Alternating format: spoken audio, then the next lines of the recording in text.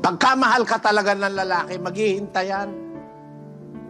At yung 7 taon, parang ilang araw lang yon para sa paghihintay niya. Pero pag sasabihin sa'yo ng lalaki, meron kayong MU o mutual understanding, sa linggo pa lang, gusto nang makuha pagkababae mo kung ako ikaw. At kung merong kang sense of Christianity, o kaya merong kang sense ng pagkatakot sa Diyos, at naniniwala ka sa kanyang aral, hindi ka papatol sa lalaking ganyan.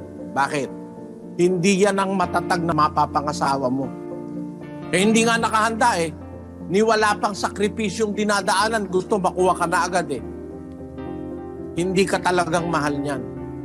Makikita mo yung nagmamahal kung kagaya ni Jacob, na 7 taon ang nakalipas na parang ilang araw lang dahil sa pag-ibig na taglay niya kay Raquel.